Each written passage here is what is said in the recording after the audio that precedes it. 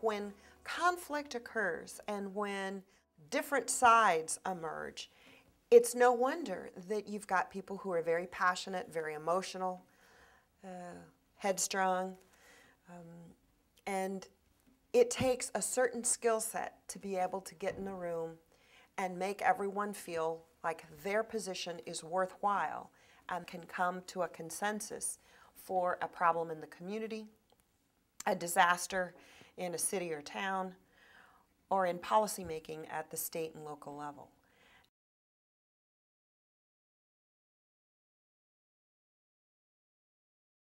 For 14 years I owned a pharmacy and medical clinic in the barrios of San Antonio.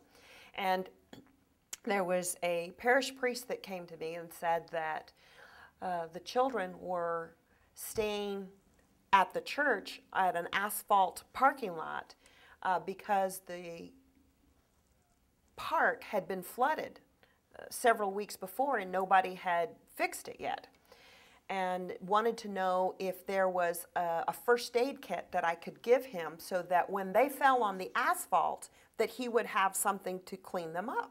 And I thought, what are they playing on the asphalt for? So as that proceeded, other area churches and neighborhood groups in a very poor area of San Antonio realized that the floods that we had experienced were experienced throughout the community.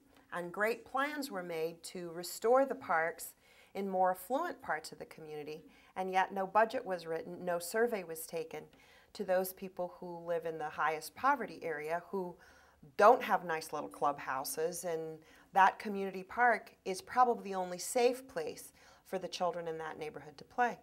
Well, it was gathering the support of the small business communities that were along the corridors, the churches, and the neighborhoods, and then descending upon Commissioner's Court to ask why the park wasn't being funded, and then later, as the community took over, to demand it be funded.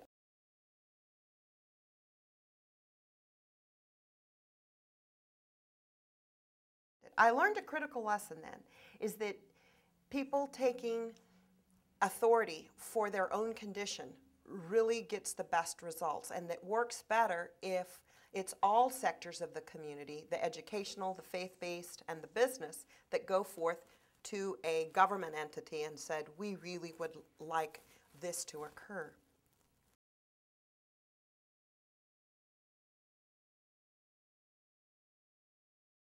What you do is have that knowledge base that then to reach out into people who are the decision makers. And most critical decision makers are the ones that just sit at their kitchen tables and make those decisions. And the decisions that are made in the corporate governing boards of all of our nonprofits. I mean, those of us who are lucky enough to be elected, everybody thinks that we have all the power.